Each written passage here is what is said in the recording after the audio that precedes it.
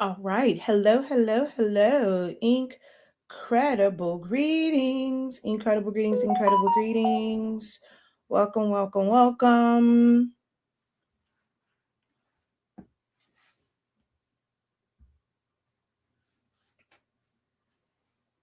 All right.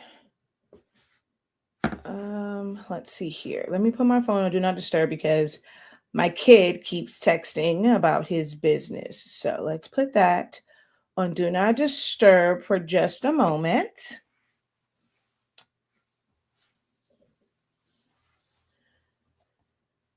And then let's go ahead and get this all shared out. Hello, hello. Welcome, welcome, welcome, welcome.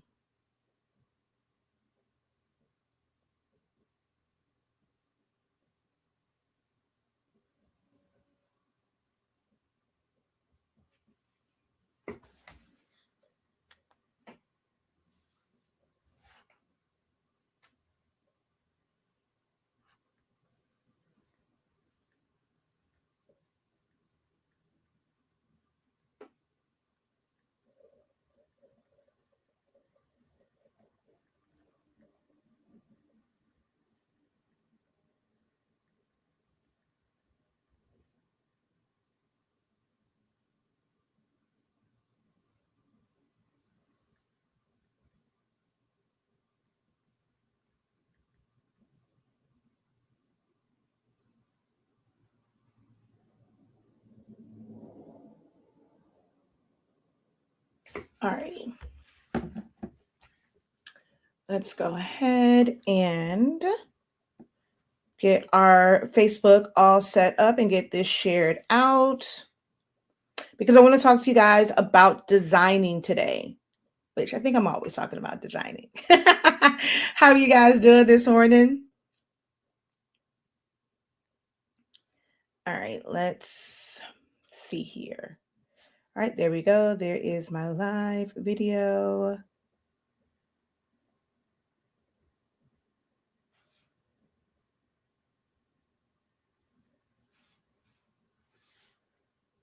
Okay. There video.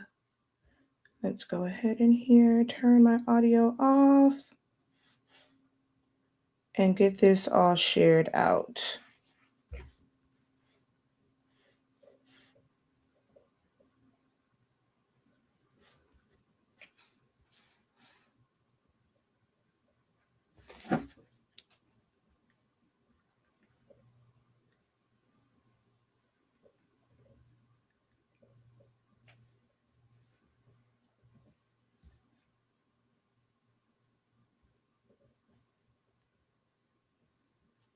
And all right, welcome in everyone. As you guys come in, drop a hey, how you doing? Let me know who's on, who's watching.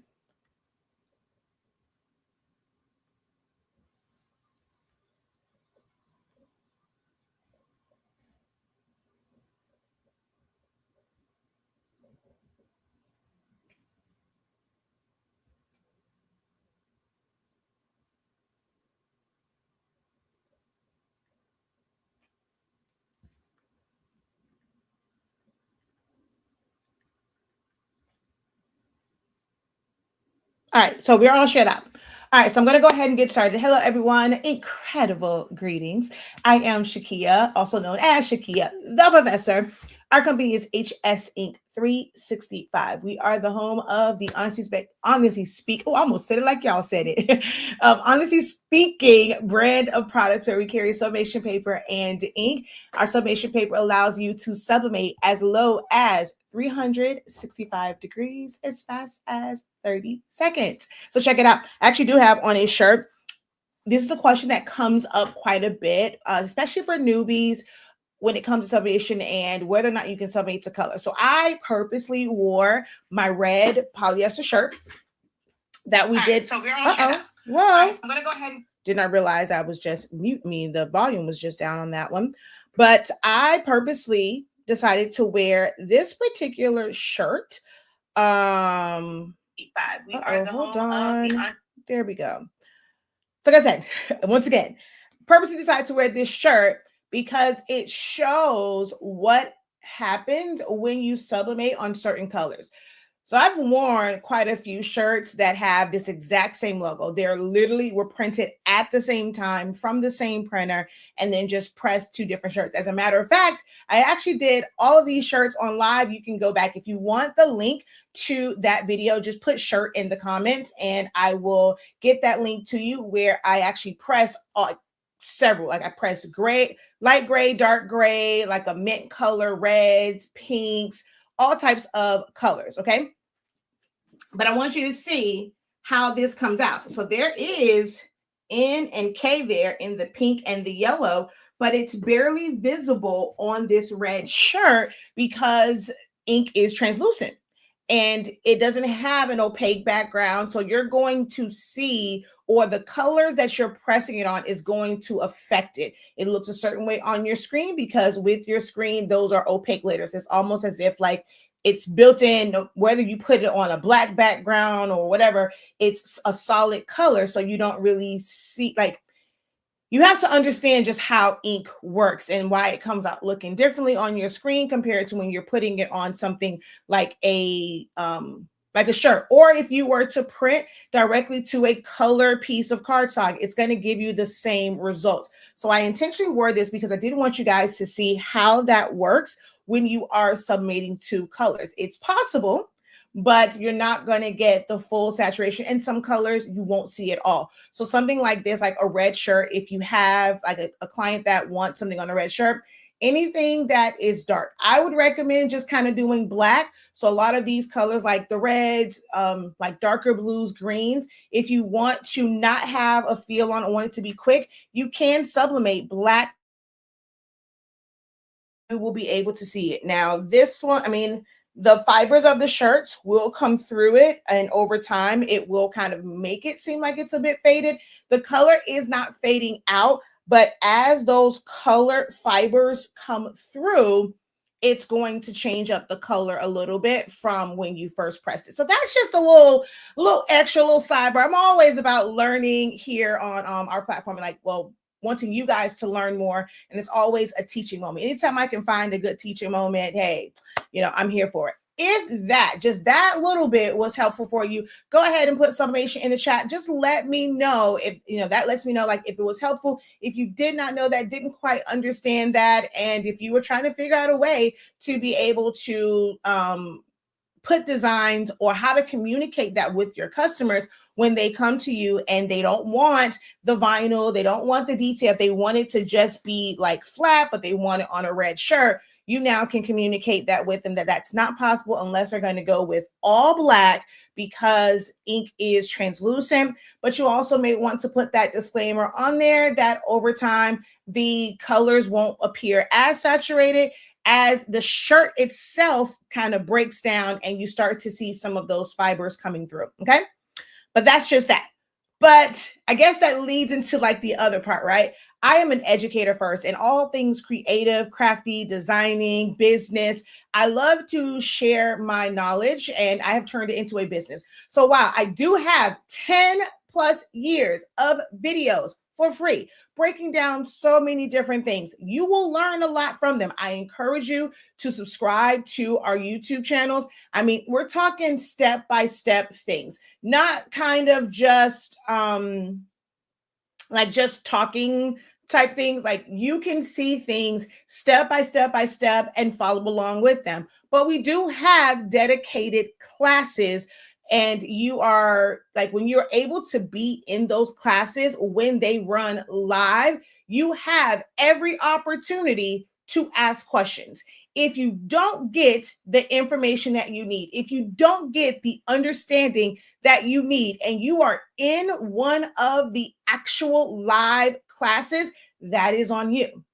But when others ask questions, it helps for the playback, because every single last one of our classes that are paid classes comes with a playback.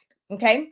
And we encourage those who are live, ask as many questions. If it seems silly, if it seems, someone may have that exact same question, and it's going to help them when they're watching the playbacks, because we don't really edit them down. mistakes and all. I allow you to see, like, if I got caught up on something, hey, this is how we recover. So our classes are amazing, whether you're attending live or you're watching the playback. All right. So that's just a little bit about me. Summation paper, ink, and classes. We teach everything from Silhouette Studio.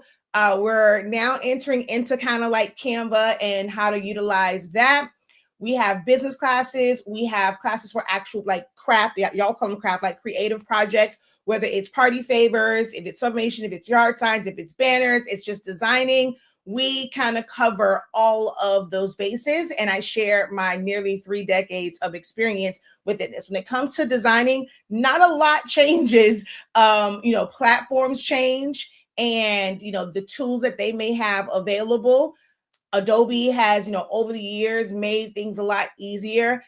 In what we think of as AI, those things are fairly new, but having things like content aware fill, like that's kind of how it's picking up around it. That's a version of artificial intelligence. Like, you're not having to use like the brush tool, the clone tool to fill it in. Like, it just kind of senses it and then it will fill those in. So the AI has been around for quite some time, and it can make your life easier when it's put into these different software. So of course, we don't want to run away from it. We want to embrace AI and all it has to offer, but there's going to be some things that you still need to know, the foundational parts of designing, in order to accomplish certain things. If you create a design via AI, I personally, I don't know about you guys, so y'all can let me know in the chat if you have experienced this, okay? In my experience, when I'm doing like image generation, those first two, especially if it's like a really good prompt, where someone has really kind of outlined some of those key things, like, putting stuff like hyper realistic and knowing words to avoid so that you don't get like extra arms and things of that nature. So like, when you can kind of put together a really, really great prompt, you can get some amazing results, especially like that second, third time. But after that, it gets a little wonky. Okay. I've seen like the AI threads where someone will post a prompt, and as more and more people are using that prompt, AI innately tries to be very different, right? It tries to make things slightly different, and if a bunch of people are using the exact same prompt, now it's like, okay, what do I do? This is where all of the funny stuff comes in. So I find the more I kind of like keep trying a prompt, it just don't work out. Like, the results that it gives after the fact, it's like, ooh, I don't like that. So I'm always encouraging like you guys to learn different design softwares so that you can make edits. So if you did a prompt and let's say 85%, 90% of it came out great, like, I like this, but the colors might be off. You might need to reverse a color. Sometimes you can't really, like, I'm finding that a lot of crafters, creatives, like beginner designers, they're wanting it to be like, I want to be able to say exactly what I'm seeing in my head, like how I'm envisioning this, and I want to say it, and I want you to give it to me just like that, right? So let's just say if it was the word air, and you wanted, like, you go in there and you put, I want the word air in teal, purple, and pink, right? It might go and make it teal, purple. Well, it might make it purple, teal, pink. Because what AI does a lot of times, it's going to crawl the internet for similar images, and it will pretty much put them like together. It's getting better where I feel like it's kind of tapping into some of like the Photoshop and like their coding and things like that to kind of create stuff, which is why text has gotten so much better when it comes to AI. It's not just looking for references that are already like on the internet. It's also, I think, somehow using some type of code to create things from scratch. But before, it would give you all these weird things. And it's like, okay, well, I like this, but I don't like this one part. It used to give you a lot of like extra letters, which sometimes it still does. well, how can I take what's here and be able to edit this down where I can maybe either replace that one letter, because people will just go and keep doing the prompt. Okay, well, let me change the words to be able to do this. Let me change the words to be able to do that. And it just keeps getting worse and worse and worse. And you're left frustrated. You can use AI to get you kind of like get you started, but you have to know what design programs does what so that you can make edits to where it's truly to like your liking. Okay. So it might, like I said, it might be if it had an extra letter, how do I remove that? But then once you remove it, you may have a gap. How can you close that gap? How can you, okay, well, I like this, but I may not like the font that they chose, because you don't get to choose the font. You can't go in there and say, hey, I want you to use Desire font. I want you to use Samantha font. You can't do those things, right? So you will still need to know how to maybe erase a certain area where it's a clean transition, how to then go in and just add your text on top and not try and make AI do everything. Yes, no, it was a few days ago. I saw in a group and someone had something that someone created, and it was like a crown, and it had, oh God,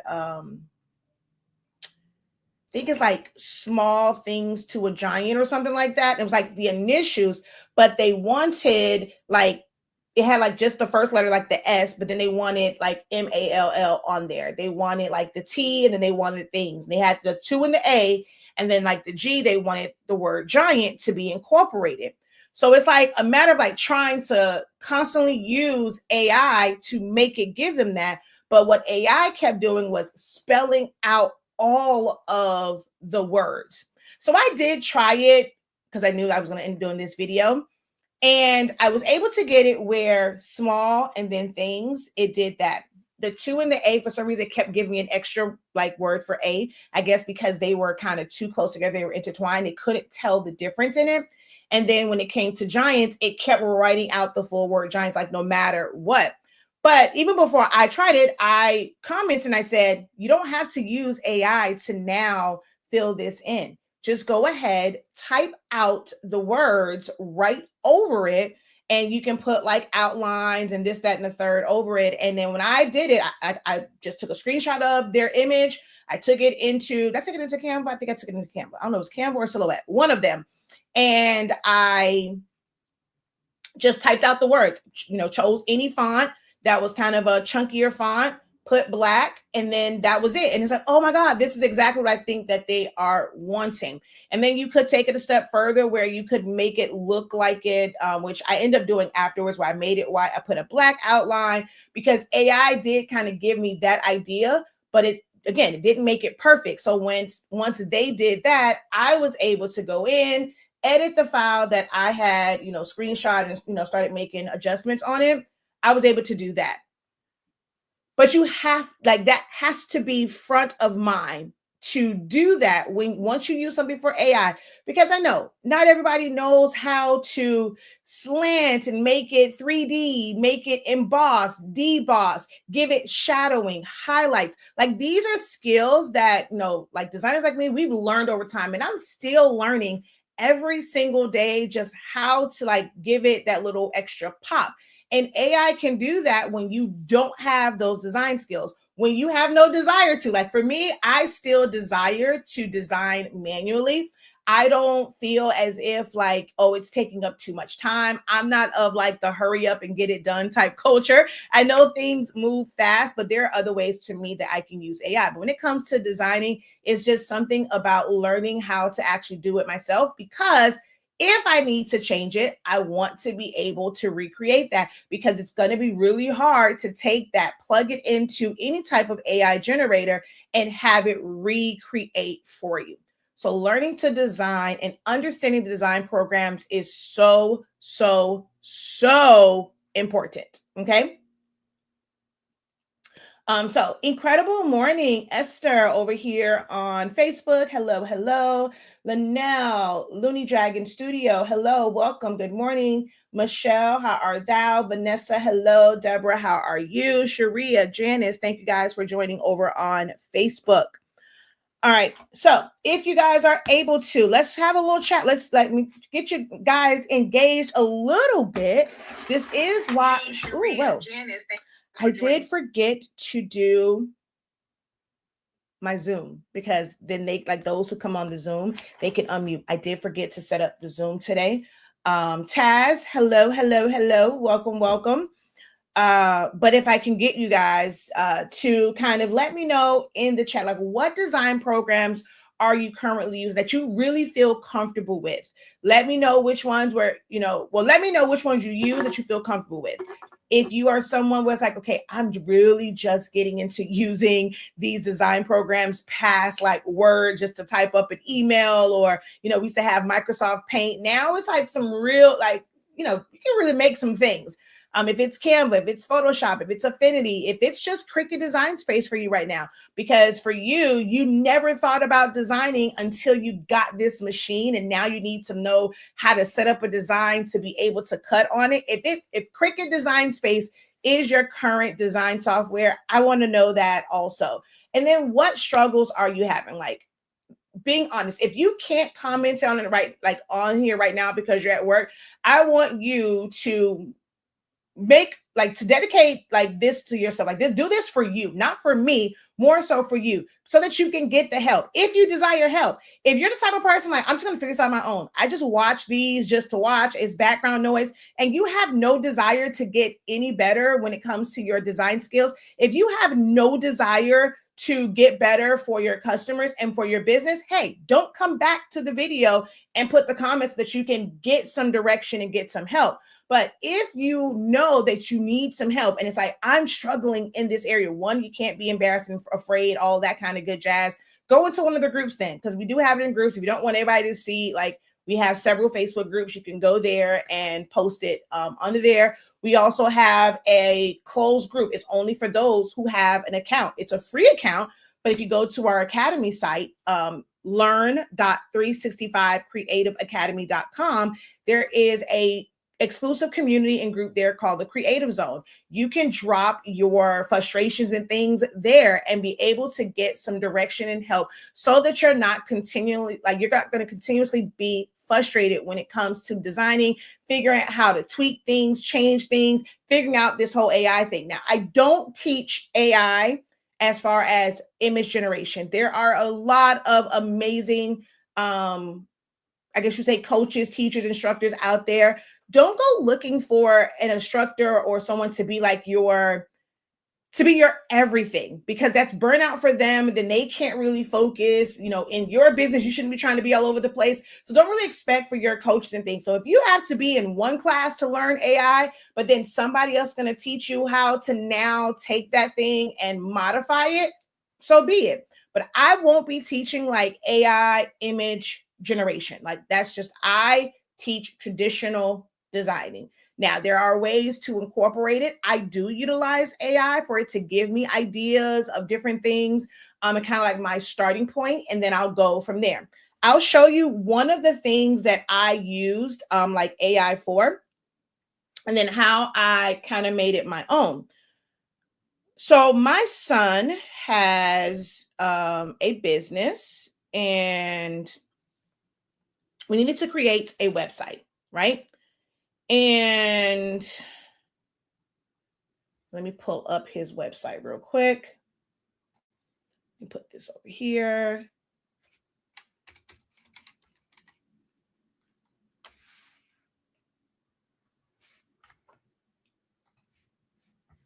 And then let me go ahead and present.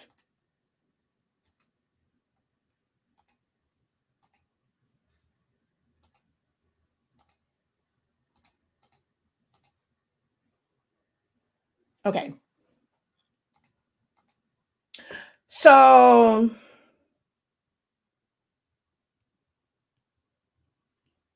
when I put in a prompt, and I was just trying to figure out like a general layout of his website, like, right, like just kind of trying to get ideas. This was one of the examples, whatever, like image generation that they gave, right? So fuel up fast after school, snacks, drinks, quick bikes ready for pickup when the bell rings. No more waiting until you get to the corner store or gas station. your refuel starts here. And it says order now. And then it's like how pickup works or whatever. So it says 3 easy steps to refuel, right? So it gave me a cell phone, a brown bag, and then I don't know what, I think it's like a cup and something else. So it just says order online by 1 p.m. Quick and easy checkout right on your phone. We pack your order. See, and this is where it's spelled wrong. I have no idea what the hell it was trying to say. Hold on, can you see it? Looks like it says spokes. It's supposed to be snacks, I guess. And drinks ready before B bell rings instead of the bell rings. Like, so we know AI doesn't always, please make sure. Even though this was image generation, there are a lot of times where you can have it produce a code and it's going to give you the code to like plug into a website, and it's going to, but make sure you go in there and you are actually checking all grammar, spelling, all that stuff. And then it says grab and go after school, pick up at our spot right outside school. I have no idea what this says. F is supposed to fash, share, A can be. Dumb words don't make no sense. Okay. It just doesn't make any sense. And then it's like shop the fuel. Like, this was just the image, right? So I'm going to take you guys to, oh, and I'll show you another one, even though like they did this one, like for the banner, which it's kind of like cartoonish, but it has the snacks and, has that stuff over there, fuel up after school, all that kind of good stuff. A convenient pickup of snacks, drinks for students on the go. Okay. So now I'm going to share with you guys the actual website. And I would like your honest thoughts on his website. And he's so proud of himself. He's gotten some orders. All right. So actually, I meant the wrong one. Let me do just the screen. There we go. Oh, wait, hold on. Well, I can't move that one right now. So you see how they gave, now I got to figure out how to make this just a little bit bigger on the computer. Now, what I don't like their theme, the one that I have for our main website, I'm able to really design for mobile, put things on there for mobile, put things on there for like a regular website. Here, not so much.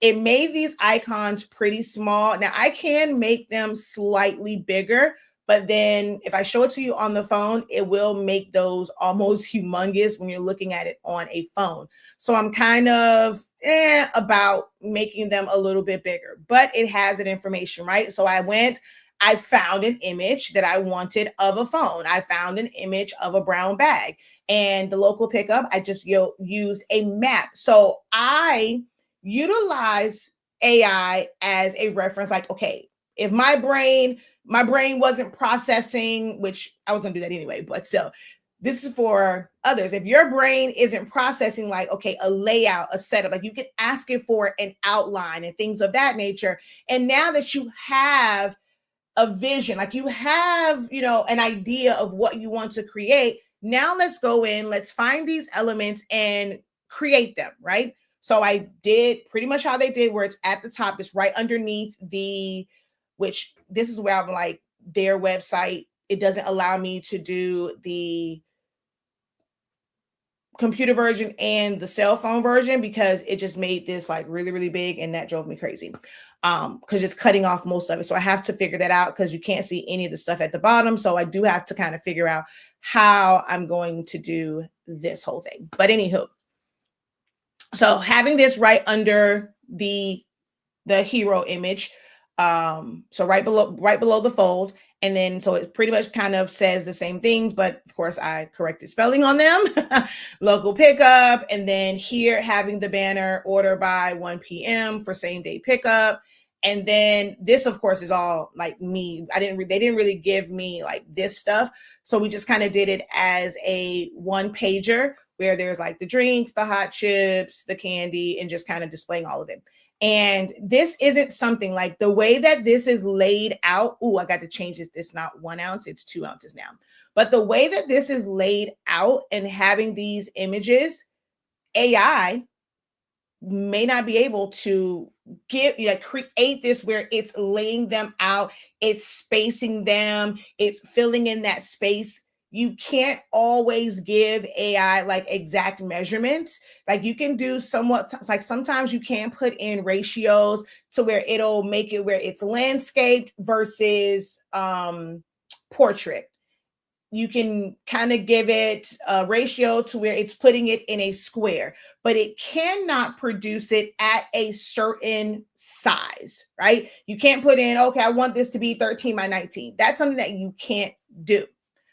How this is laid out. So you have to know, like, okay, removing backgrounds, adding shadows, how to space things, with your text, all of these, what's the proper size for whatever you're going to put it on. These are things that you have to learn about designing for, whether it's a shirt, if it's for an invitation, if it's for a fan, if it's for a stole, if it's for a tumbler, it's for a mug, if it's whatever it is, it's for a website, even for your social media and how you will market.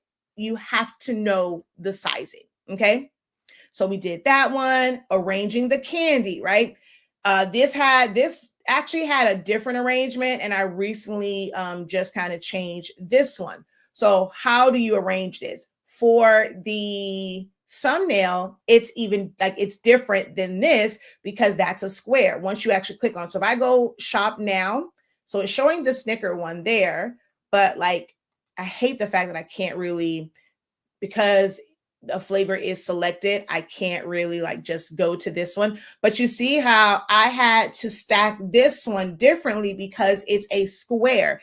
It's not a long landscape image. You guys see that? Are you tracking? Are you guys with me right now? So let me know if I'm going too fast, I'm talking too fast, if you're not understanding.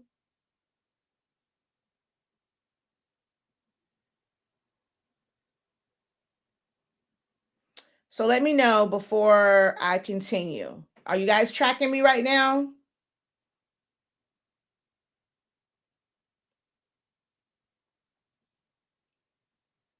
Out for them, then they can't really.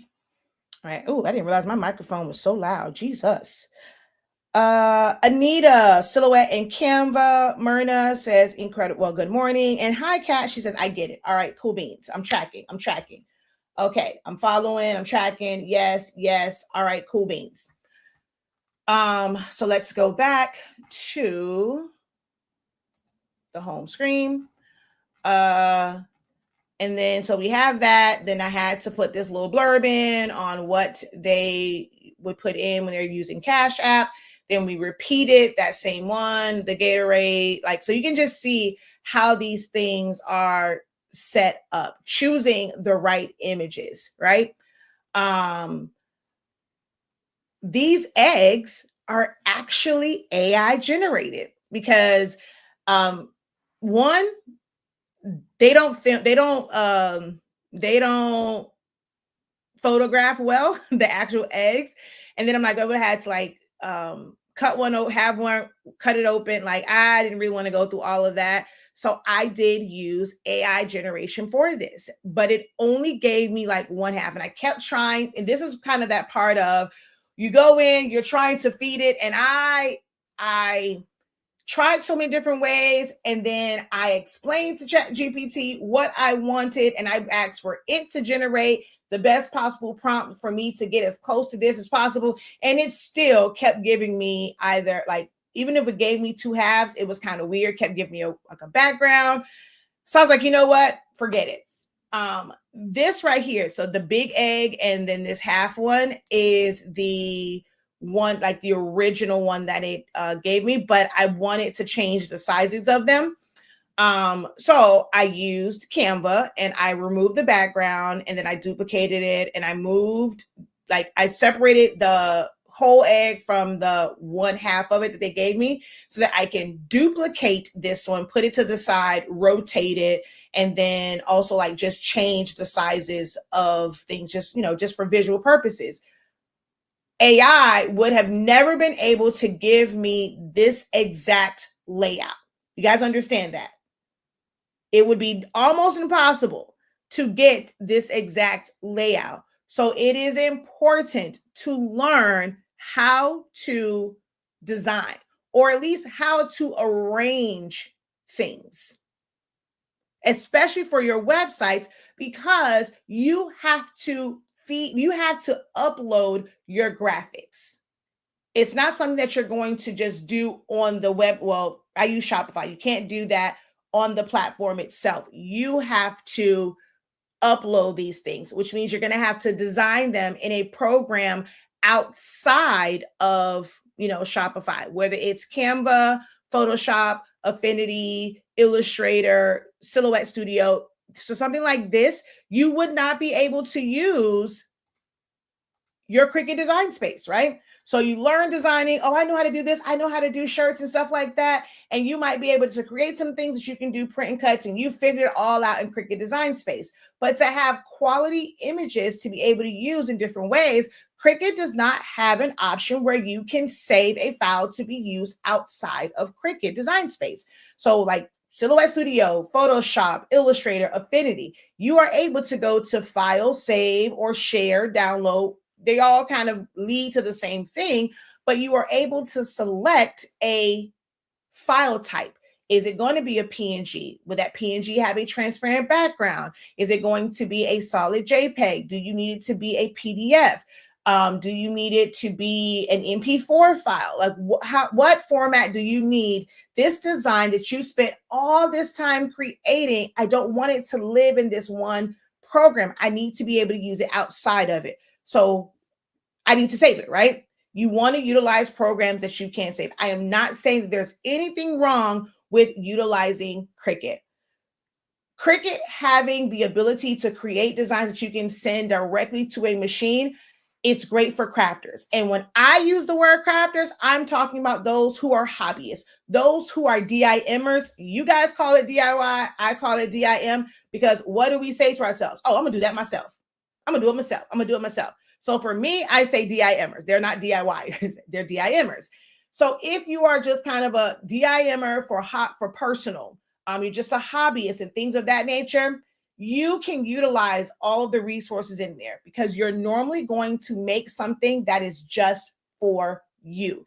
If you have to, the size restrictions for print and cut, if you just wanted a prime example, I had these little cards that we did for MJ, right? Cricut Design Space, you would not be able to just do a full page of what is on here, 36 and 12, right? That, of course, we had to cut this out, but that's where paper trimmers and things like that are for. If you did Cricut Design Space, you would have half of these because of it's not profit, it's print and cut margins. So you want to be able to utilize different programs. If you took the time to, like, let's say, set this design up and, oh yeah, I know how to use Cricut, I know how to bring images in and remove the background, I'm going to arrange it, but you're going to do all of that work and it's going to be technically stuck in Cricut. Yes, there are hacks, and these truly are hacks where you go into your system folder, you find this, but the quality is not great. It's not great at all. There is blurriness. There is pixelation to it. It's not a true SVG when you are pulling it from Cricut Design Space. So you now trying to utilize this design that you spent all this time creating, you can't really pull it out of there to be able to use somewhere else. And if you are able to pull it out, you still have to know, like, I'm not going to lie, as an instructor, I did take for granted that people would know how to resize something so that it's not stretched and skewed, like how to properly size it and keep it in the right proportions. That is something for a very long time that I just took for granted, that people knew how to do that. And I don't, it's no shame or blame, like no shame in it if you do need that help, because for some, utilizing technology, utilizing these design programs in this manner is something that is totally different. I come from a typewriter age. You didn't get to increase the size of fonts with the typewriter.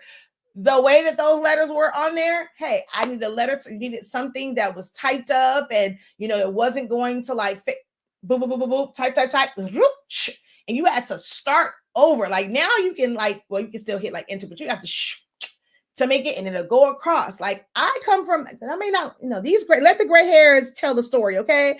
I may not always look like it in the face, but your girl is 44, okay? I was using a typewriter in elementary school and in middle school, okay? Like, and you can't change that. And there are some of a particular age, they just don't know how to change that. Going into a program, and now you're not limited to just one size. You're not limited to the default size. How do I make it smaller? How do I make it bigger?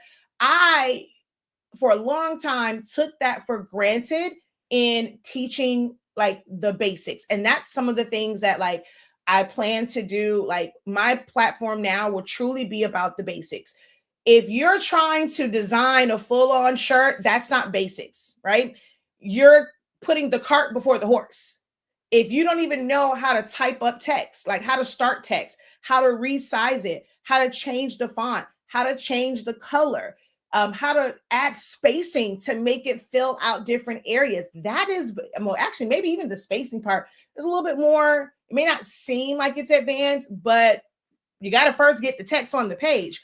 So we're going to end up making our platforms about truly the basic things, not about basic designing. If you're ready for designing, we have classes for that, for the basics of designing. You're going to have to pay for that. But as far as those simple questions that you may not want to ask, you might be a little bit too embarrassed to ask, I think I've gotten enough of those questions to where we can create some really good, helpful beginner videos for even the simplest of things. And you guys can kind of binge watch that, but it's also going to be packaged into this is a truly like beginner step one. Like this is probably step 0.5 for some of the stuff that we're going to be able, like we're going to do.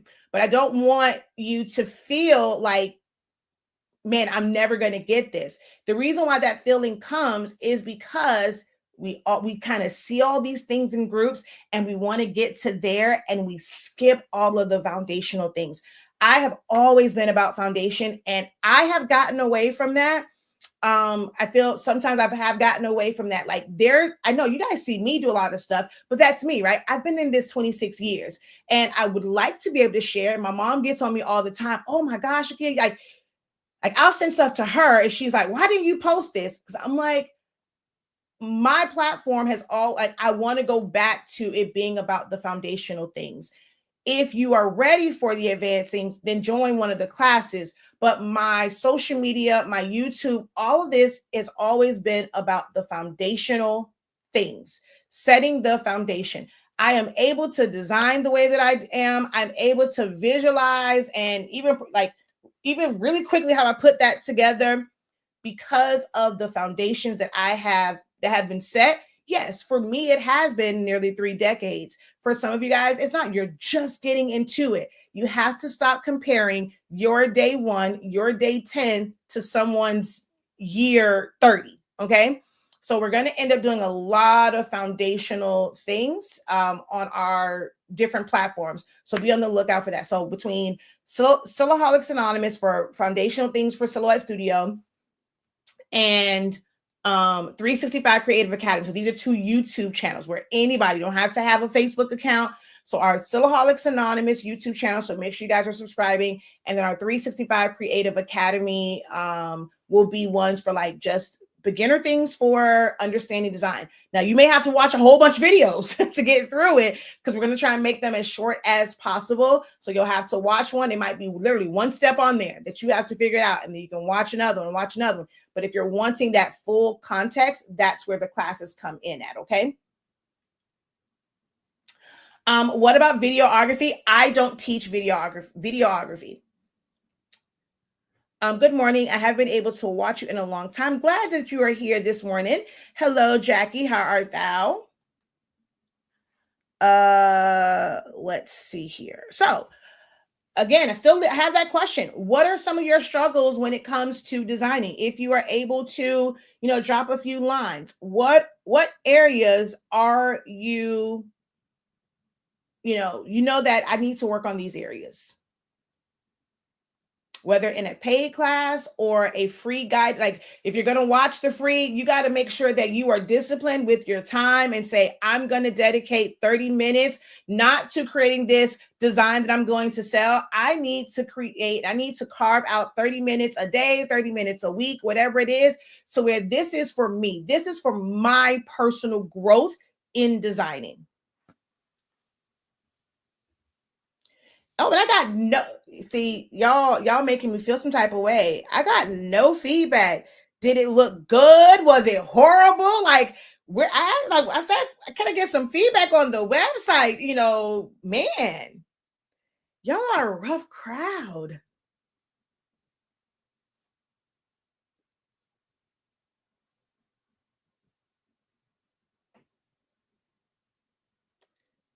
It's a rough crowd today.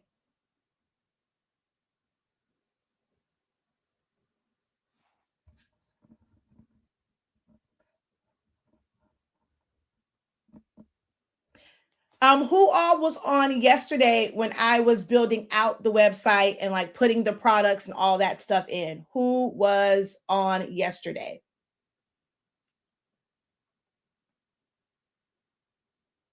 Were you able to catch it?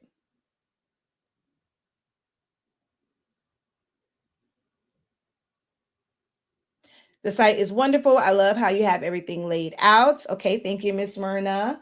Vanessa said, I love the website. And Michelle says, sorry, I'm working and listening. It's okay. I loved it. Okay, thank you so much for that.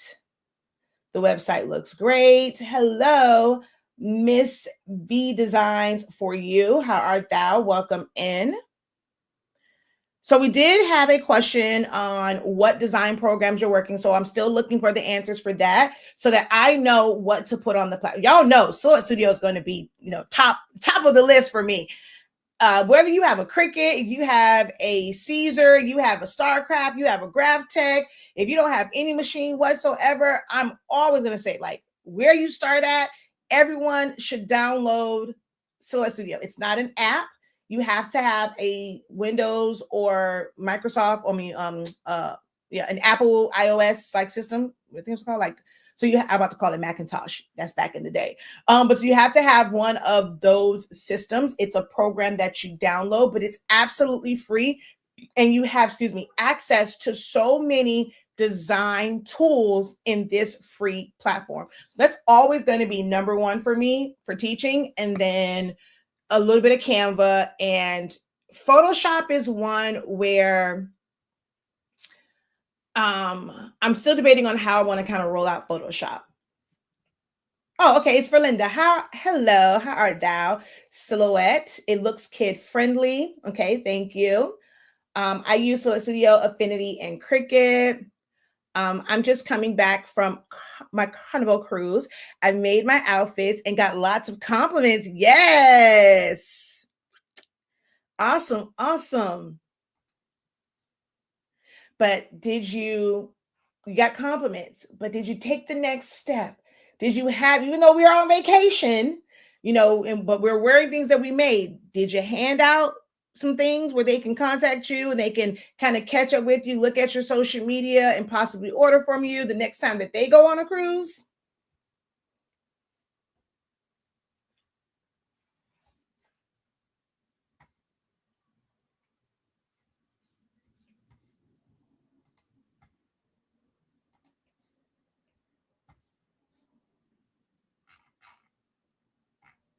Ooh, I just realized something because I came here and it's not on my homepage. I want y'all to watch this in real time on how fast I will be able to change it. This is another reason why I absolutely love me some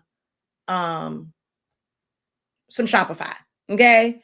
Because the way that I am able to quickly make changes is crazy. Okay, so Silhouette Studio and Cricut.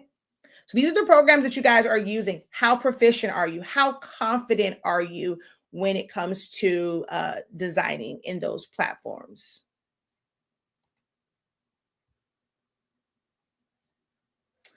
All right, let's I have to log out of this kid's site.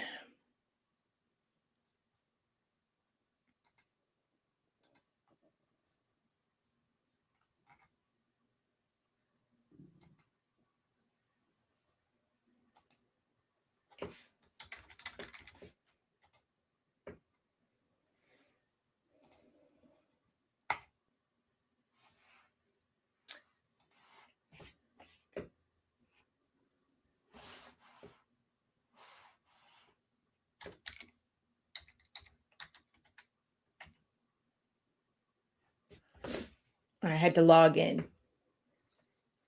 Alrighty, so I'm gonna come over here to my online store, and we're gonna go to customize. And now that I'm no longer on my back end, I'm going to come over here so you guys can see this. And it's going to be as simple as me just changing out one of these products. So right now, so I'll actually change out my back to school workshop. That's going to be really easy. So if you were on yesterday, here is that part that I was talking about. Oh, she says, no, I get enough local business. Awesome. Awesome. Cool beans.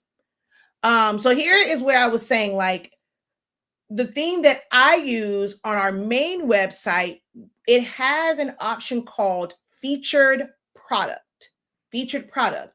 So all I have to do is come here where it says product and I just replace it. I, put whatever product I want there. So I'm going to go here and it changes everything for me. Like it literally changes everything for me.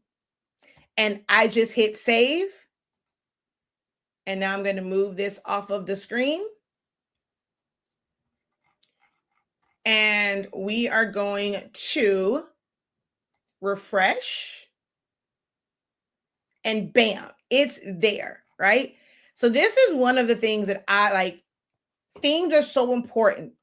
I teach this. I know there's some that kind of go in, they're going to teach you about products, about your policies. My Shopify class, I think we probably spent the most, like one of the largest sections is that theme part and how important it is to select the right theme.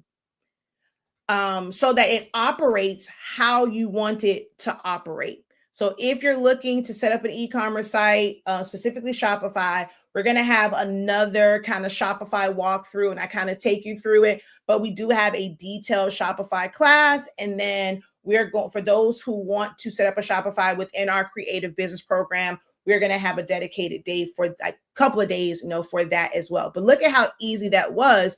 Whereas if you were on yesterday, you saw when it came to MJ's site, I had to go in and I had to put those things in a couple different places. If I wanted this to be stacked, I could technically do that as well. Hold on real quick. So I'm going to,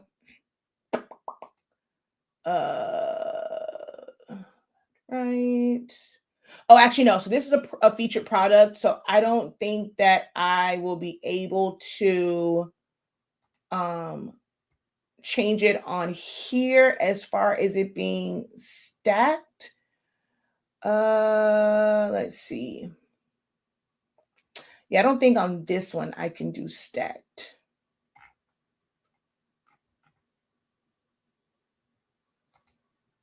Because of how this was set up, I would have to go to other ones. But if I did use the text to image, even with that though, I like not image, not text to image. If I use the image with text, I would still be able to link a product and the link is already there where they click on it, it'll go to the product. So Shopify is a really, really great site and it can make your life easier. It's, you have to pay for it.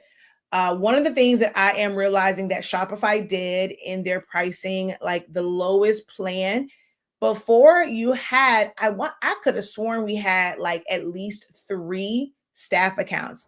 The fact that they have 0 staff accounts now in the basic plan of Shopify is driving me nuts because for MJ's site, I literally have to log back and forth between like the two, and that's been annoying. Every other site that we have, I have it where I can just see it, so I can just seamlessly switch between the two sites. Well, now Shopify has it where that is only available if you do the $100 plan. So since he's just starting out, we're not going to do that one just yet. We eventually will, because this is frustrating for me. I don't care if we have to pay for it from our side of the business to make our life easier as a collaborator on his, and that'll just be a business expense that we literally, like, his company, we'll have to invoice his company or vice versa, like where we're paying for that part.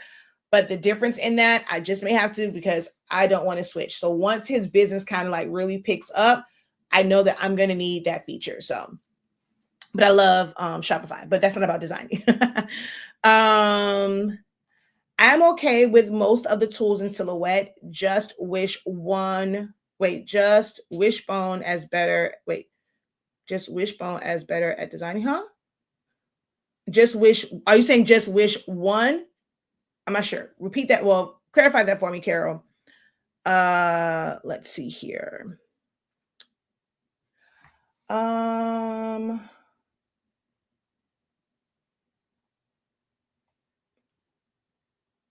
So she says, I'm okay, but I can always improve, right? We should always strive to improve. Like, I've been at this 26 years, but I practice things all the time. Like, if I see something and I like it, I may not use it for an actual order, but I want to be able to practice the techniques. I'm going to screenshot, I'm going to take a picture of it, and I'm going to practice that. And there's still areas that I would like to get better in, and it's okay to like identify those areas and then watch those videos, seek out those classes and things of that nature.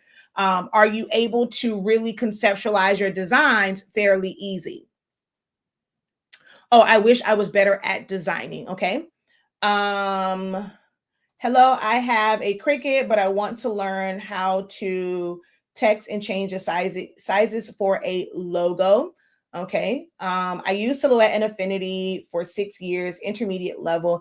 Canva for the past year, not intermediate, not so beginner, but I defend myself. You can figure it out. I mean, I figure things out somehow. Okay. And a lot of the stuff, right? I'm still figuring things out, and I've been designing for 26 years. I want you guys to be encouraged that you're not behind.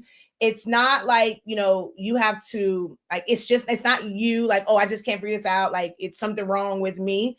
I've been at this nearly 3 decades, and I'm always figuring things out. It's like, oh, wow, this is here. It's always new tools. The systems themselves update a lot of times.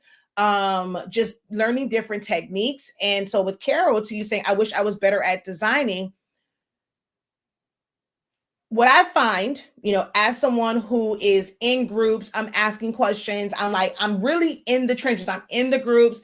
I'm kind of looking and seeing like the stuff that people comment in other people's groups, because for some reason I can't get y'all to post in my group. I don't know why. Same people who follow me, I know you're in my group, but for some reason y'all treat my group as if it's just for me to share my content. And I would love for you guys to engage there as well and ask questions and show your work.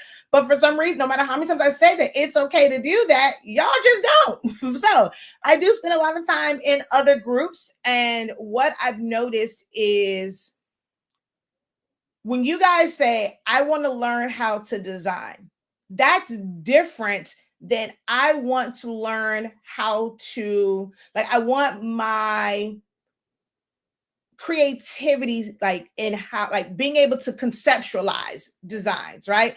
I want to be able to visualize it and create this design first in my head and then be able to put it on paper. You guys see as, oh, I can't design because you didn't come up with that idea. That's conceptualizing. That's something totally different. And sometimes it takes a psycho to come up with some of these different like layouts. But you can learn to design and being able to replicate the things that you see. That is what designing truly is, right? If I see this, do I know exactly off the top of my head? I'm going to look at this and know if I want to recreate this, I'm going to need to do step 1, step 2, step 3, step 4, step 5, step 6, whatever, how many steps it is. Can you look at that and know what is it that you're going to have to do to recreate that design? The average person, it's going to be no. So put a 1 if you know that you can look at something and you're going to know what's going to be the best program to use to recreate this, what's going to be the exact steps to recreate this. Put a 1 in the chat.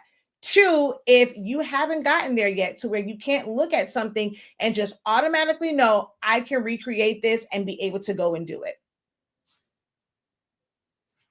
So we got working with 1 and 2.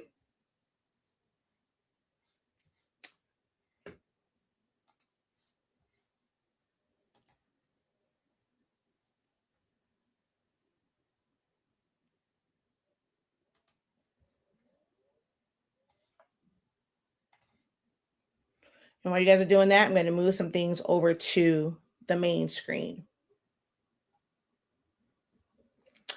Cricut was my first system to learn, but I'm developing to use Silhouette Studio and Canva.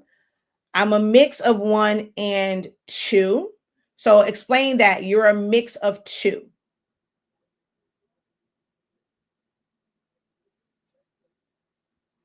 So Myrna says she's a 2, which means you can look at something and know exactly what to do, which program you're going to use, and you know exactly the steps that you're going to need to, or did I say it backwards? No, I said, no, 1 is, oh shoot, I forgot. I wish I can rewind. What did I say? I should have wrote it. Was 1 that you do know or 2 that you don't? No, 1 was you do know, 2 was you need some help. Okay, I had to remember which way I said that because Jesus. So she says she's a 2. Cats is a mix of 1 and 2. Is that the way I said it? Y'all remind me if that's how I said it. Example, I see people doing these cute composition book stickers. I want to learn how to do stuff like how to do stuff like that kind of design. So that's not okay, let's go back, right? This is good. This is good. Thank you for this, Carol, right? So in how you wrote that, right? I want to learn how to do like stuff for that kind of design. There is no kind of design for that, right? The only constant, and even this isn't a constant, is the size of it, right? And I've gone and I've shown composition notebooks when they are different brands, and the cover part of it is a different size. Do I have any over here?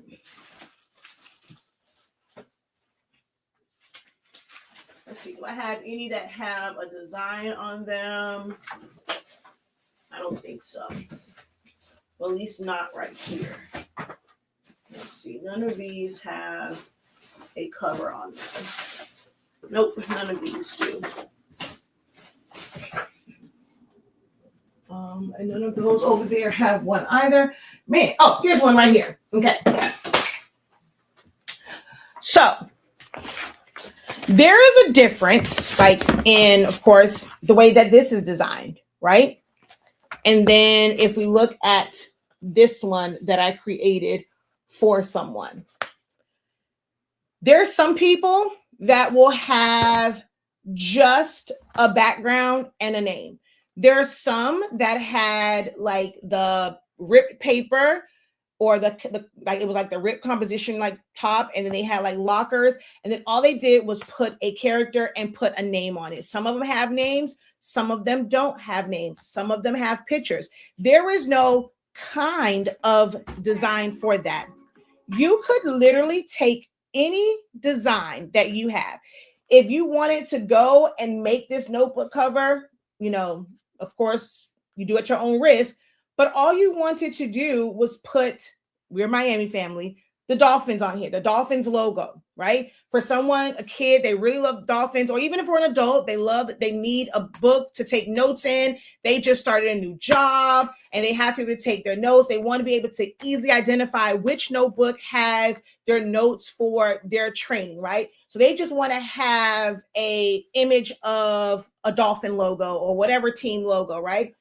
That's not a certain type of design, but you have to know how to properly measure it. You have to know how to fill in the background. You have to know how to add text. So you can literally do anything. You can have a solid background and just put someone's name on it. We go and we think that designing, or the ones that's going to be impactful, the one that people are going to want to spend money for, has to be these super elaborate designs. There's no one way of designing. This right here and these two require two different design processes to create these. Two different design processes, okay? So know that there is no, I want to learn to design for stuff like that. Whatever designs that you know how to do can go on the notebooks. Whatever you know how to do right now, get you a, if you don't know how to create your, like that's something else, right? You're either going to buy a template or you're going to make your own template, especially if you're wanting it to be exact and having the spacing be correct. So is that something that you need to learn to design? Graphic designing is creating the template. There's no design in it whatsoever. How do I get the proper sizing to where I'm going to put my design in it, and I'm not going to have to like put it on there. I go to cut it. I cut off half the information because it was in the wrong spot. And so now I have to take that whole thing off, right?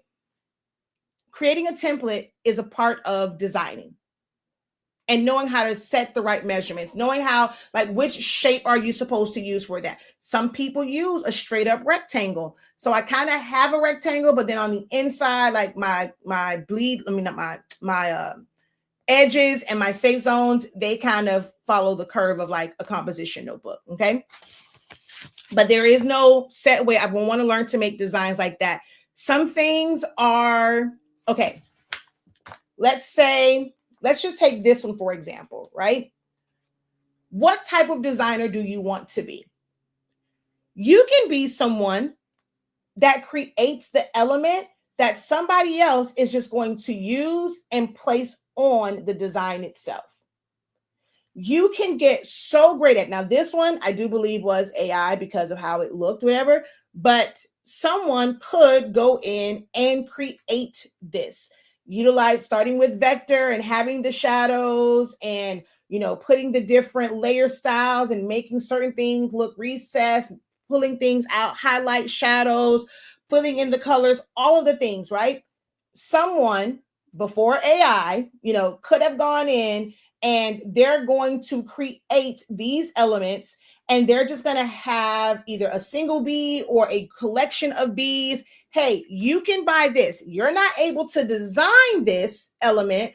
I'm great at designing. I'm going to design it, and I'm going to make this available where all you have to do is take this PNG where the background is transparent. You can put it on anything, or even if it's a JPEG, you have to remove the background. You now take that ready to use B, and you're going to now create your own design around that. Same thing with the dripping honey here, right? Now, some people can create these things like with AI, but there's artists where they're going to do this from scratch. They're going to have a Ycom pad. They're going to have, you know, the little pencil. They'll be able to really go in and refine those shadows, adjust the opacity, adjust the fill, changing out colors. They're going to do different blend modes, and they will be able to create this, and then they're going to save it as a PNG. You now take that PNG and you spread it out. You crop it to the area that you need. Is it going to, designing will be making the decision of, is this going to go to the front or is this going to go to the back? Like, do I want this dripping in front of the label, or do I want it to be behind it? Taking this B, now finding another B. Where am I going to position that at? What's the right sizing for it? Do I tilt it? Do I like, how do I do this? How do I make the little swoopy swoop line, like the flight path? Even the honeycombs in the back, right? Do I create my own hexagons and then put them together where I can make it whatever color I want? Do I make, you know, how do I decide where to put these like colored pieces? Now, for me, I end up arranging these myself. Now, you might be able to find an AI or create an AI one and it might put them, but then what if it's like in a weird spot? This is why it's important to know how deep do you want to go into design. And it is okay if you are the type of person, I have no desire to learn how to make this honeycomb from scratch, but I will purchase. Now that means you have to be willing to spend some money to buy these ready to use, especially if it's an SVG or a vector file where you can change the colors. If it is a flattened image like a JPEG or a PNG, you then have to know how to use programs like Photoshop, Illustrator, sometimes even Silhouette Studio, and you're going to go in and change the hue and saturation of it so that it's changing. Now, you're not going to be able to get exact colors with that. So like, let's say if I wanted this to be more of like a rainbow pastel and I wanted this one to be pink, this one to be teal, purple, green, yellow, you won't be able to do that, right? Because you'll have to then learn, how do I isolate each one? This is a different level of designing. So are you guys starting to see now, like there's no one level, there's no one way to design.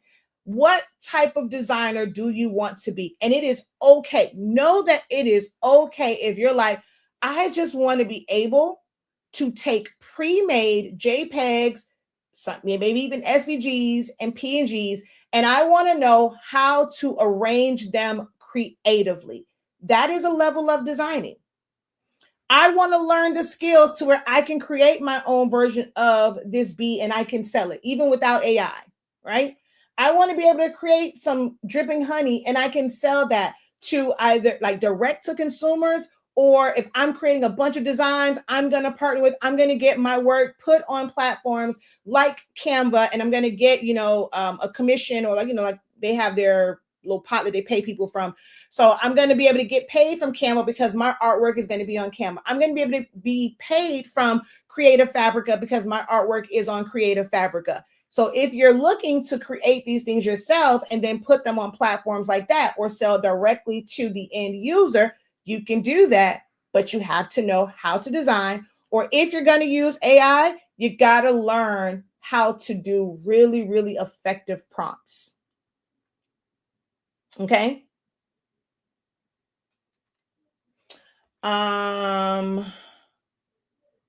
I can't remember which number you said, but I can't look at a design and know what to do. Takes me a minute to figure out what I need to do and get inspired. So yes, I may need some help in the right direction. Incredible morning, honey bun. I definitely watch, I will definitely watch the replay since we're an hour in. Oh my God. I did not realize I had been on here for an hour. It's time to go. Because my goal was, I said, I'm not going to be on here more than an hour with you guys now from going forward.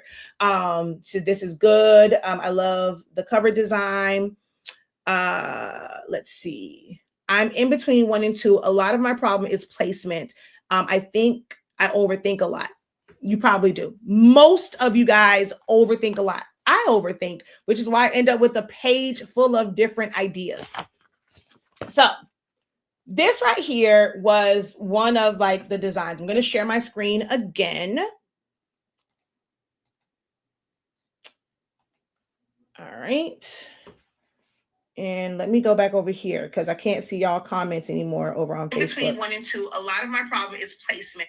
Okay, hold on. Okay, I can recreate it, but not know what program I should use. I really only use Silhouette Studio. We know what to do in the program. Okay, not sure. Okay, yeah, I couldn't remember which way I did it. Okay, so 2 was not sure. 1 was we know what to do. Thank you, girl. Thank you, friend. Okay, so we have a design challenge coming up September 1st through the 3rd. For September 1st, 2nd, and 3rd. I'm still working on how we're going to do the VIC for day 4 and day 5, where it will be like a study hall, Q&A session, study hall, just to kind of review. And then, well, that will be day 5, and day 4 is really putting it together in a design. But I wanted to share this with you guys, right? So for all of you who are like, okay, as far as being inspired and being able to like figure it out, if you're not working that part of your brain, it's going to always be a struggle for you. That is something that you have to practice doing. The same way as babies, we had to practice scooting so that we can crawl. The crawl allowed us to know that we can move both our limbs, we can move our hands, because even when you're walking, your hands move opposite. So it's like not having to grab to move, but your hands are still needed. Your arms are still needed. Even, like it's technically, they kind of sort of move when you're walking, right? I'm trying to be very politically correct because I know some people may not have like all limbs. But you had to crawl before you were able to walk before you're able to run. Although a lot of kids go, and as soon as they can stand up on their feet, they're wanting to go running until they fall flat on their face. I just say all that to say that there are certain steps. Like there is a step 1 to step 2, like before, like there's a progression, right? And you have to be willing to go through that. You have to be willing to practice. They practice crawling before they walk, or, someone holds their hand while they're moving their little legs. For babies, while babies are moving their legs, someone's holding their hand until they become strong enough. They're going to practice with someone holding their hands, moving their feet, putting one in front of the other until they're able to do it on their own. It's no different. I promise you, the same things that we do and it makes sense in other parts of our lives, it applies here as well. You have to have a relationship with your design program. You have to practice. If you're wanting to be that person where I can come off the dome with an idea, you have to practice that. You have to be willing to make some things that seem absolutely ridiculous. It looks crazy. You have to be willing to be very minimal. So many of those who get into business for crafting, you go overboard. You overthink it because I see it all the time. Oh, I did this. What else what am I missing? Why does it always have to be that you're missing something? I would love to see more people just post their things and just be confident. This is what I made. I love the outcome of this. Saying I want it to be very simplistic, because the moment you go and say, well, what can I do differently? Or I don't know, you get all these ideas and it's going to be so many different people throwing stuff at you. You're going to try and apply all this stuff. It's going to look nothing like you truly envisioned. And I'll be one where I'll be that person. Okay, no, it's fine. I'll ask a question. Why do you feel like you need to change it? Why do you feel like I just feel like it's missing something. Okay, now, if for you feel like it's missing something, it might just be the sizing, the placement. Oh, well, add some glitter. And then certain things, well, maybe if it's like an invitation or something add a picture to it. All chip bags, all water bottle labels, they don't have to have somebody's picture on it for it to look great. An obituary don't have to have somebody's picture on it for it to be a nice design. It's not always, and then I'm like, it's always add glitter. And I'm like, everything is not for a girl. Sorry, y'all, I didn't mean to scream. But it's like, you don't have to do all of that. It might be as simple as, hey, just try it with a few different fonts. So leave everything the way it is, make a duplicate of it, and try a different font.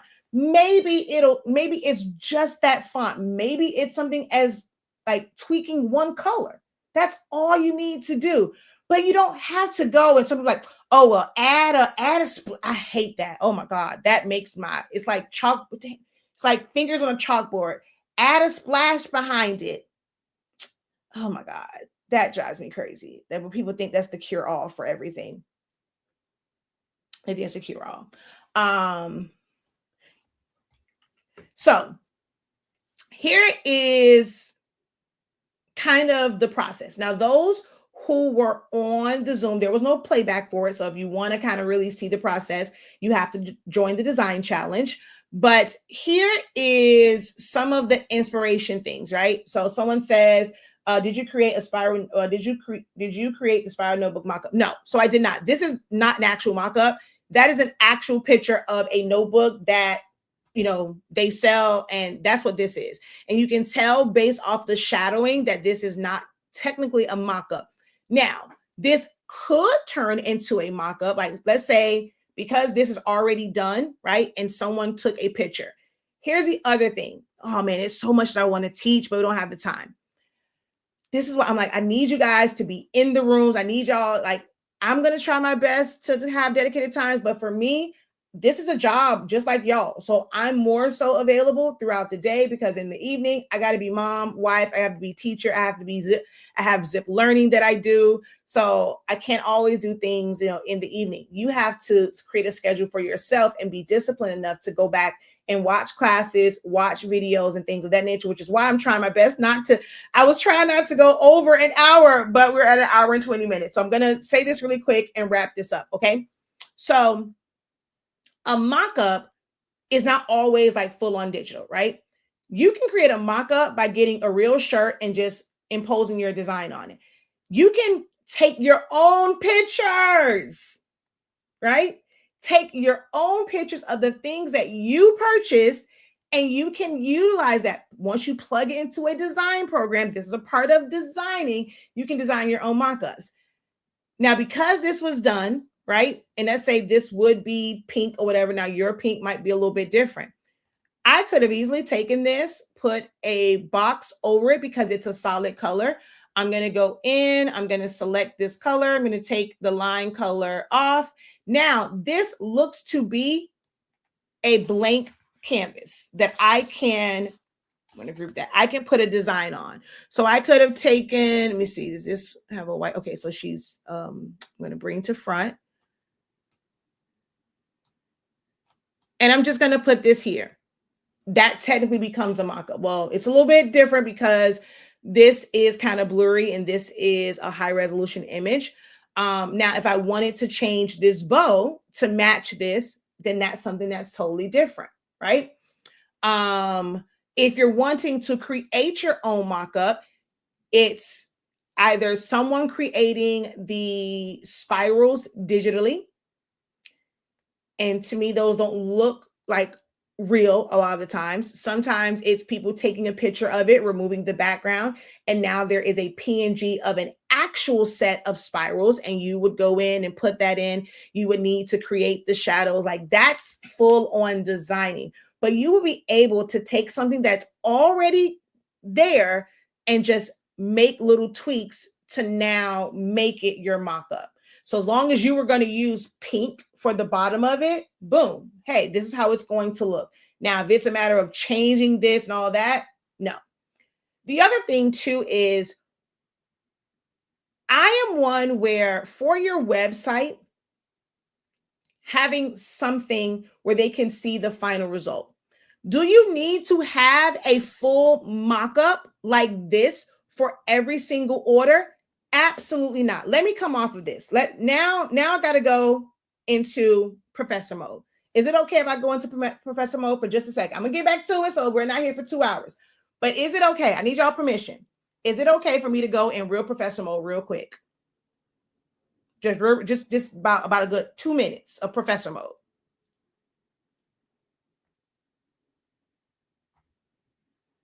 If I don't see nothing, I won't go into it. I go back to the lesson.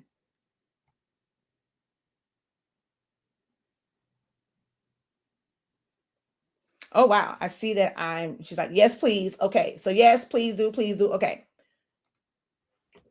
Y'all spend way too much time stressing over unnecessary bullcrap. Every design that you make does not have to be showcased on your website. Every design that you make does not have to be showcased on your social media, because that then takes away time for you doing the money-making task. If you go and take the time to create, like, let's say you create some items and you set aside time to do a photo shoot, whether you're going to pay someone, you're going to take the pictures yourself, and you're going to figure out how to edit them and things of that nature, right? Your website, your social media, they just need to see the quality of it, how great this will be. If you are someone that does events, okay, your events don't look sloppy, they look well put together. If I'm seeing a couple of those, if you've done 10 events this month, do you need to go and figure out how to upload pictures for all 10 events? No. Maybe quite a few videos and details of like a few of them, and the other ones put them together in like a collage or something like that. Have the pictures, and when you are speaking with a client, you can send them to like, okay, hey, like instead of them seeing your whole portfolio, okay, these are some parties for little boys between the ages of 2 and 5, and you're able to show them that. You don't have to go and show them your whole catalog, and now they're getting all confused. You're doing team too much, right? All you need, like if you have a website, is one or two good mock-ups, whether it's like a picture of something that you've done and you remove the background, all of that. When it comes to your clients, I promise you, you do not, repeat after me, you do not have to put it in a full mock-up in order for them to get the vision. You do not have to put it in a full mock-up in order for them to get the vision. That becomes an additional step. And y'all barely charging for design as it is. So now to do extra work and extra steps for free, you go, you create the design. This, even if this was on there digitally, am I going to take this? And when I sent it to her, it was this, but from the computer. I'm not about to mock that up on a composition notebook. I did not mock this up on a box of crayons. The way that it was sent to her, technically, actually, I'm going to go back to this. This is actually what was sent, not this part. So I'm going to remove this. I'm going to focus in right here. This is how it was sent. I'm not making it look like a box of crayons. I'm not making it look like a pencil. I'm not making it look like a stick, a glue stick. I'm not making it look like a bottle of glue. I'm not putting it on a composition notebook. And guess who still got her points? Without me now having to design it, now move it over somewhere else, and I have to mock it up and do this. Y'all, you don't I promise y'all don't have to. Y'all doing too much. You're wasting time. The design is there. Put your logo on if you don't want them to like steal it or whatever, like put a watermark over it. Take that screenshot, send it to them, call it a day. But most people, you're not creating the design in the mock-up. You normally have to create the design, save just that one piece of the design by itself as a JPEG or a PNG, take that PNG or JPEG, drop it into the mock-up, and then save that again. And you're wondering why you like, well, damn, why I ain't got no space on my hard drive? Because you got 1,000,001 damn pictures on there because you want to go and save this to then create it to make the mock-up, and then you want to save the mock-up so that you can go and send it to them or post on social media, and you're forgetting to go and delete it. You are causing yourself stress when your computer's running slow because you got too much ish on it, for one. You spending time for something that you're not getting paid for. If you have a model where you want to provide in your mind, because regardless of what the professor is saying, you have made it up in your mind some way, somehow, that is how you are getting orders. My clients need to, that's how they are. They want to see it all together. Y'all keep saying it. They're doing that because that's what y'all are conditioning them. You're conditioning them to that because you keep going that extra mile. But if you don't want to listen to me, no matter how much money I have made by not doing full-on mock-ups except for my website, if you decide that you want to do that, please build that into the price. It takes time to save it. It takes time to create these mock-ups. They're not all on one. And then you have to go and rearrange it and do this and do that. That is time. I don't care if it's extra 30 minutes. I don't care if it's 20 minutes. It's 20 minutes, 30 minutes you ain't getting paid for because you're not charging for it. Your design fee, if you're going to do all of that, needs to account for that time as well. Oh, they're not going to pay for it. Then they're not your customers.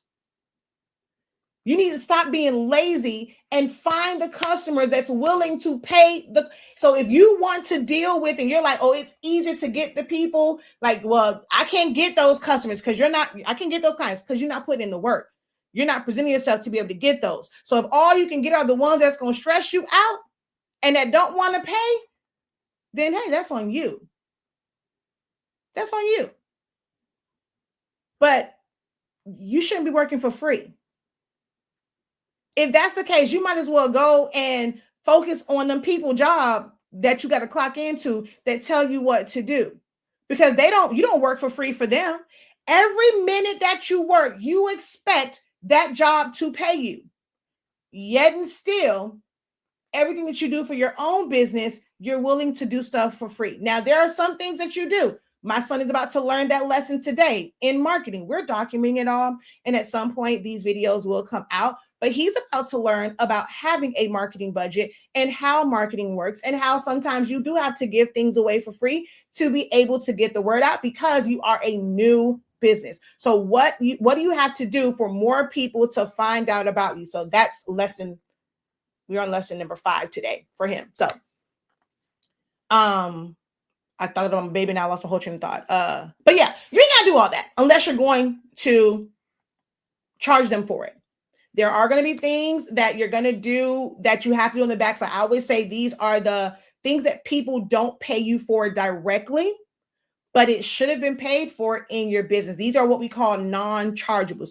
You can't charge somebody to clean your space up, in the fact like y'all got to pay for me to be able to clean this up, because when I'm cleaning up, I need to clean up, do the next job. So it's like a non-money making task. So when you're thinking about your business as a whole and when you're pricing, now this of course is if you are consistent. This ain't for the people who you got to order here or order there, It's going to be hard to really figure it out. But when you have a business that's consistent, your prices should reflect that, whether you are paying somebody else to come in and clean up and all you focus on is creating, or you are building in that price because it's a part of business, a part of your overhead where you're building that in. Your marketing budget, your marketing budget should not always come from your own personal funds. How much from your business will be dedicated to marketing? So when you are building out your prices, I don't care if it's for every order, 25 cents of that order, it goes to my marketing. So whether you're going to use it on ads, if you're going to use it on printed things, if you're going to use it to give away things, what is your marketing budget? These are the essential things in business that they don't talk about because y'all don't care about that. Y'all just want to know, well, what I price it? How much y'all charge for this? How do I do this? A website and AI, and y'all want to use talking cartoons. Y'all think that is marketing, and I want to just use social media, and it is so much more than that. Even the people that are teaching it, they go and they kind of make it seem as if, oh, this is all you need, when the way that they got you, they paid advertising dollars. They're not just using organic. They got you via paying for things like ManyChat, and ManyChat charges you depending on how many followers you have. So while you were working on building up this, we want to have all these followers. We want to have this amazing and this really big email list. Guess what? Every single platform, the more emails you have, the more contacts you have, the more they're going to charge you to be able to communicate with them. But that's the part that you don't hear when people are mentioning ManyChat and Klaviyo and Kajabi and Go High Level. That is based, it is tiered. So the more people you have, the more money it's going to cost you.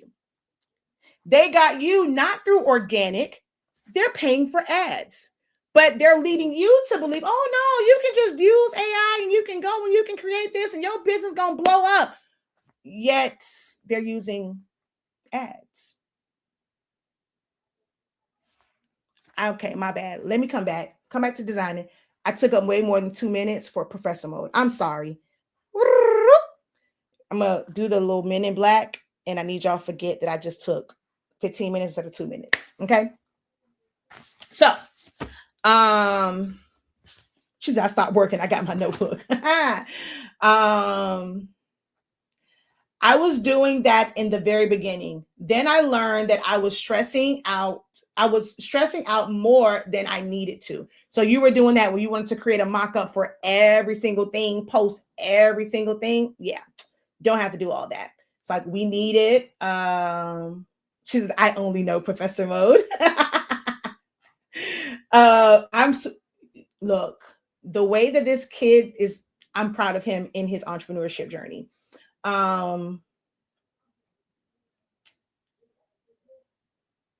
She said, no, you didn't just wipe my memory. All right. So I want to go back to it because I got to wrap it up. But we have a design challenge, right? My goal with this is those simple things.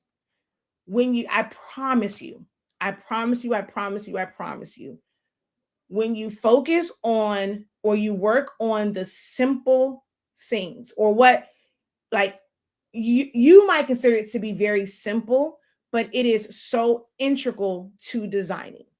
This is what this design challenge is based on. I normally don't start design challenges until the fourth quarter of the year. I'm starting a little bit early, and they're normally just a single day. I'm doing them now where they will be multiple days. Okay. From here, I want to break down, or I'm going to break down how we got to this, even though it's in different templates, like for crayons and stuff like that, just the elements for it. How do we get there? Right. So I started off when I was trying to figure out, like, I'm making a composition notebook. I'm not doing a spiral notebook, but the design was inspired by a spiral notebook. What I find most of you have issues with is you're trying to look for the exact thing that you are that you want to design. I want to see an exact example of that instead of just pulling inspiration. This could have been on the side of a car. Ooh, I like the way that looks for this project, for this notebook. That is how you have to start looking at things around you for design inspiration. When you say that you're not inspired, or you're having a hard time like finding the inspiration, you probably aren't. It's just that you have this block that, because it's not a tumbler, because it's not a chip bag, because it's not a fan, because it's not a flag, because it's not a whoever, whatever, you are blocking that design that's on there and not saying to yourself, oh, this could be on a Tumblr. This could be on my website. So when I went, I was just looking for a notebook like Hello Kitty. This wasn't a composition, but I can turn it into one. So that's where I kind of started, like, over here. Uh-oh. Like, this was the very first thing that I made, right? And I was going to go and try and find like some little elements and things. Like, that's not going to be something that like are specific to Hello Kitty. It's finding a burger and putting the Hello Kitty bow on it. But these may not be specific to like Hello Kitty. Like, it's just a burger. It's a planet. It's some clouds. It's a star. It's a balloon. What makes it fit is these are designs that have a black outline around it versus it just being a solid color. So it matches the same vibe as the Hello Kitty. These are concepts that you have to understand so that you're choosing the right images. You're choosing, you're choosing the right elements. So I end up doing this, and it was more so the letter, right? I saw this. I like the way that it looks. How can I recreate this, but for the letter that I need? So it's doing that. So I started off there. Well, I didn't really put it where I had like the Hello Kitty sitting on the M, all the other stuff, because this was a quicker design, trying to find all, like, if I already had all of those, and just easily can pull them in. I knew exactly where they were at. Cool beans. But the fact that I would have had to go look for them, that's too much. That will take too long. I don't need to put that kind of effort into something that's going to be a one-off. Now, something like this, where they were going to mass produce this and sell it in a store, it makes it worth it to go and find these elements and create these designs, because they're going to sell a higher volume. This is a one-off. So I'm not going to spend a whole lot of time on a one-off. like I probably could sell it to others, but I would have to find someone whose name is M. Now the H is here for Hello Kitty, not necessarily someone's name. So someone wouldn't be looking for this, with a K, with an S, because the H is for Hello Kitty. So they're going to be able to mass produce these. Now, if someone wanted it for with their initial, that is where we as creatives and businesses that can customize things, this is where we come in. Did you have to go and make it totally different? No. Go find the clouds. Go find a pattern. A planet. Go find the stars. You put a P there for their name and you arrange it. This is what they wanted. They just need a P instead of an H. So you're going to do just that. You ain't got to add no splatters. You ain't got to add no paint brushes and no glitter. Does this have glitter? No. Yeah, I guarantee they sold hundreds of them and there's not a bit of glitter on there. So I ended up doing it where it was just the M. And, this was before I even asked the color scheme. And she told me her favorite color is pink.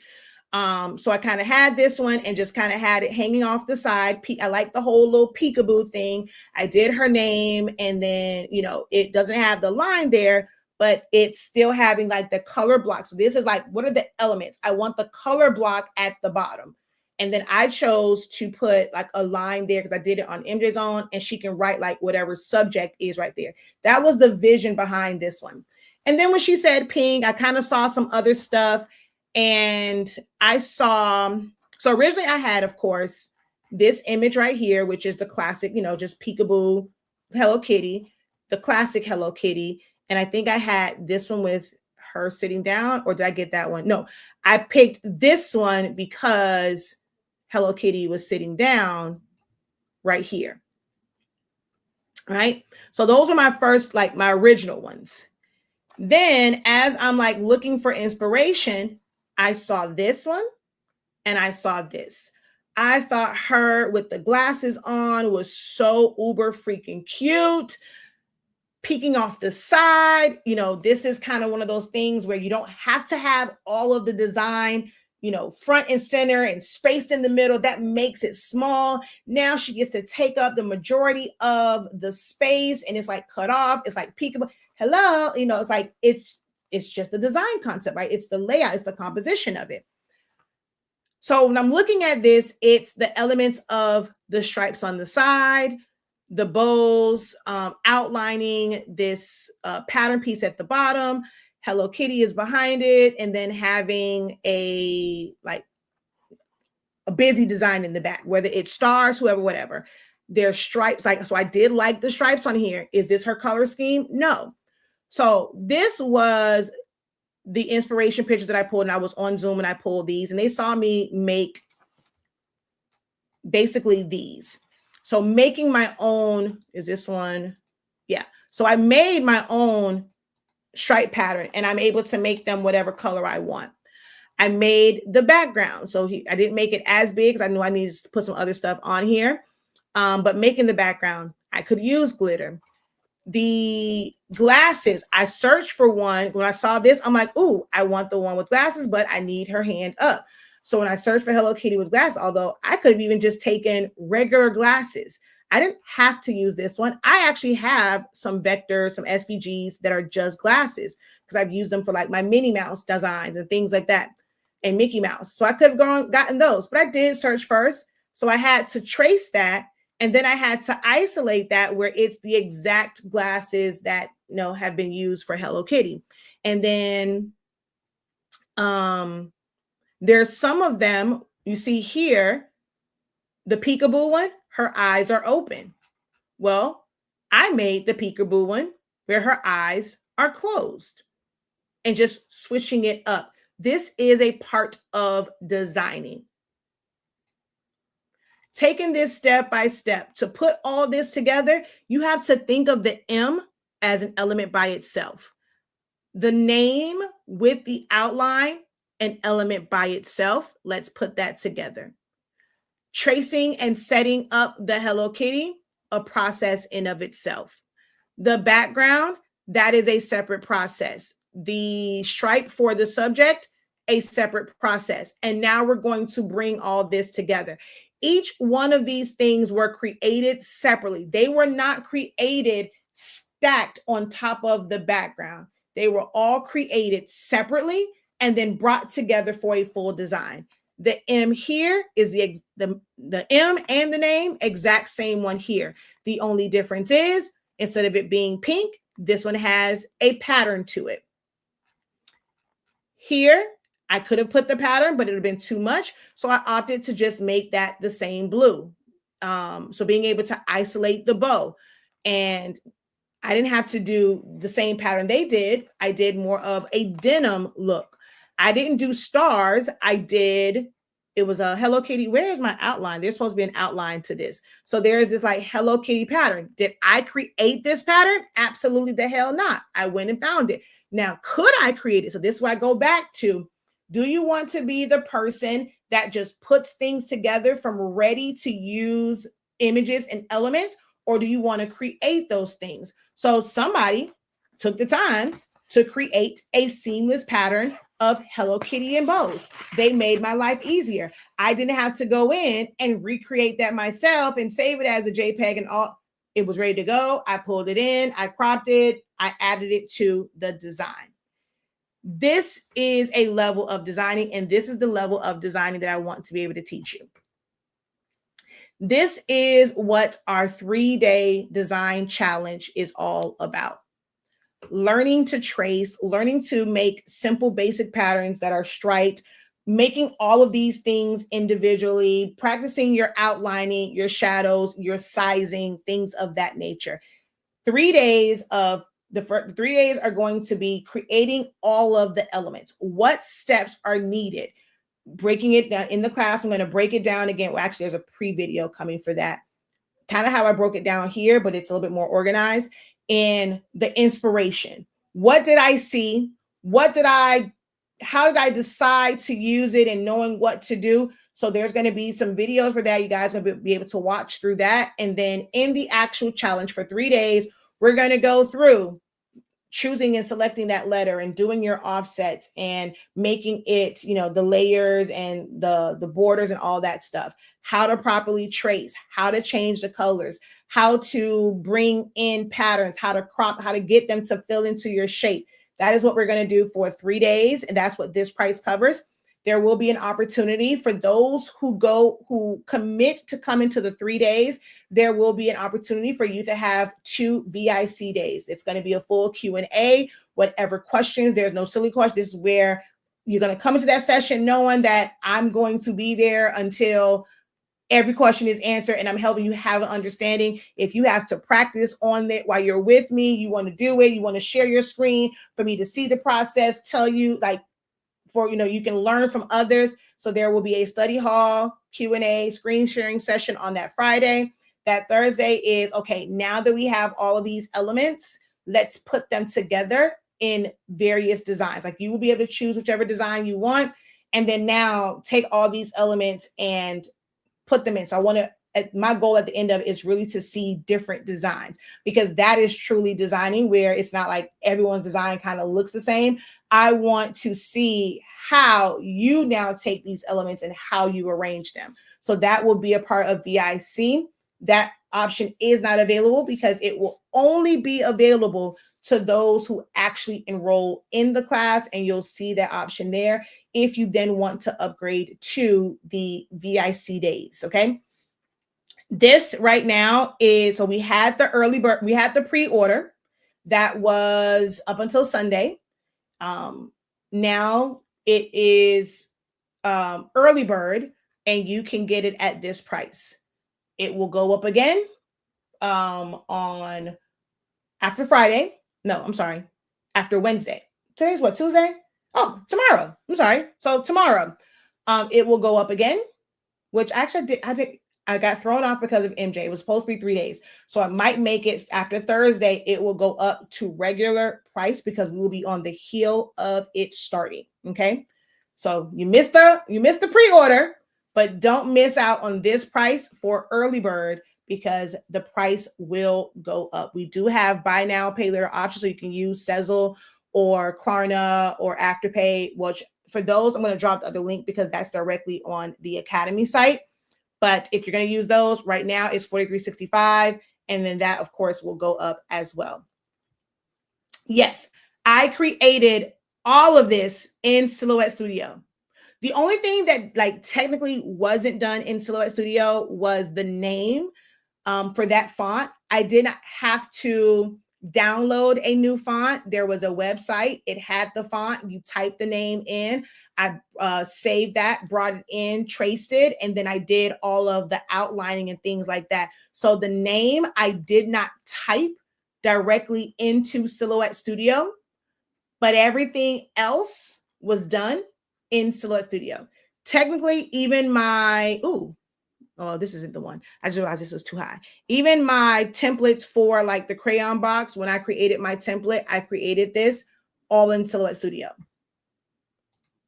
So the link for this is in the description of this video, or you guys saw, because I just changed it, you can go straight to our website, hsinc365.com. It's going to be right under the fold, right under the hero image right here. You can sign up for it. If you want to use Klarna or Afterpay, that link, just check on all platforms. I'm going to put it on Facebook. I'm going to put it on YouTube. Just go and look for those. It'll be a link where it'll take you right to the Academy site. And from there, you can use Klarna and Afterpay if you are someone that doesn't use Sezzle, ShopPay, or PayPal, buy now, pay later. So those will be available. For right now, it is on our shop site, all major credit cards, Sezzle, ShopPay, PayPal. You can sign up for it, okay? All right, I've been on too long. I don't want to hit 2 hours. I'm at 1 hour and 51 minutes because I had a whole professor rant. But I thank you guys for your time. Hopefully it was beneficial for you, even through the rants. Okay. And I look forward to seeing you guys in the design challenge to challenge yourself. And for some, going very simple might be the challenge. If you are somebody who designs over the top and you overthink designs, this challenge might be for you to see that you can create some amazing things without going over the top. Okay. So I look forward to seeing you guys in the design session. Until next time, have a great one. Continue to unlock your creativity and be incredible. Peace.